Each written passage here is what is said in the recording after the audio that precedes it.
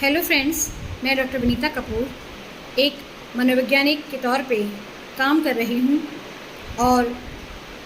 आज international mental health day है। तो आज मेरी जिम्मेदारी बनती है कि मैं आज के दिन अपने कुछ विचार आपके सामने रखूँ।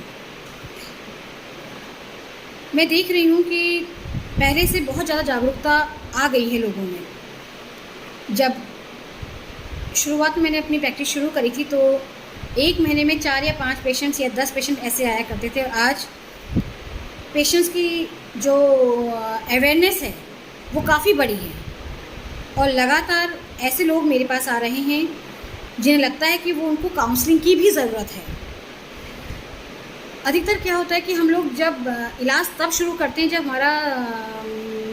बीमारी इतनी बिगड़ जाती है कि हमें मेडिसिन की ज़रूरत पड़ती है।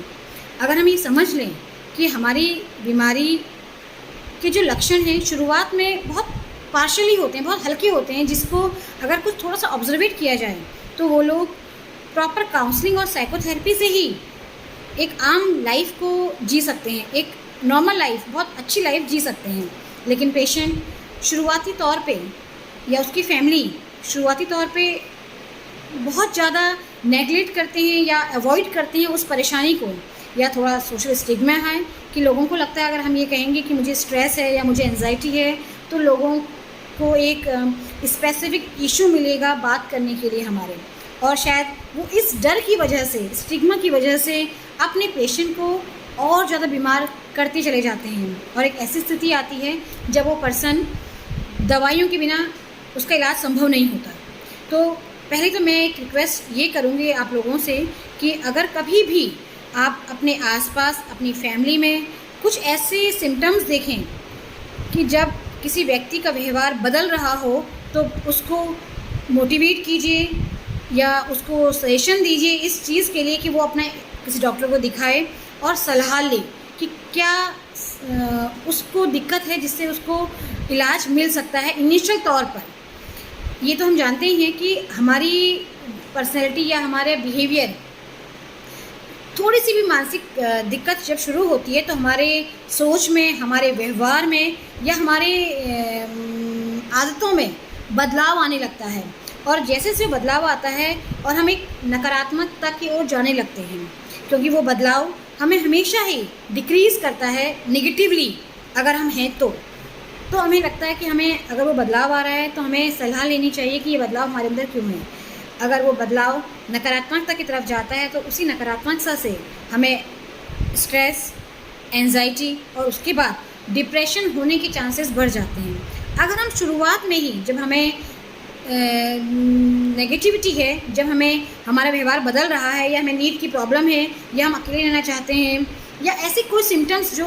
हमें नकारात्मक दिखाते हैं या व्यवहार बदलता हुआ दिखाते हैं, उसी समय अगर हम किसी सलाहकार से परामर्श लेते हैं तो हो सकता है हमारी वो प्रॉब्लम वहीं पर शॉर्ट आउट हो जाए, हमें वो ज़रूरत ही ना पड़े उस सीवियर कंडीशन में जाने की जहाँ हमें दवाइयों की ज़रूरत पड़े।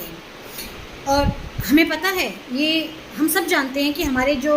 मन से रिलेटेड प्रॉब्लम्स हैं 70% फिजिकल प्रॉब्लम को जनरेट करती हैं। अगर हमारा साइकोसोमेटिक सिम्टम्स होते हैं हमारे अंदर, जैसे कि पेट दर्द है, क्रोनिक पेन, बॉडी पेन रहता है, तो कहीं ना कहीं हमारे कोई स्ट्रेस हमारे अंदर है जिससे हमें वो प्रॉब्लम स्टेबल रहती है, ठीक नहीं हो पाती। हम 4 साल या 5 साल दवाइयाँ खाते हैं तब भी हम उन चीज़ों को शट आउट नहीं कर पाते।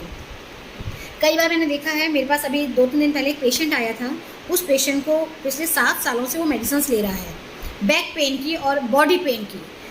रेगुलर दवाइयाँ खाते खाते सारी इन्वेस्टिगेशंस उसके प्रॉपर हैं, बट आज भी उसका कोई फाइंडिंग नहीं निकल के आई। बस वो पेन किलर्स लेते हैं और 2-3 मेडिसिन और हैं जो वो रेगुलर ले रहा है।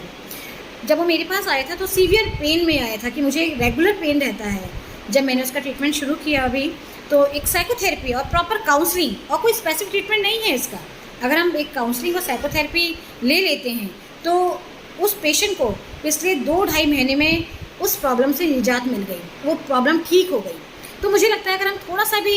जागरूक बन जाएं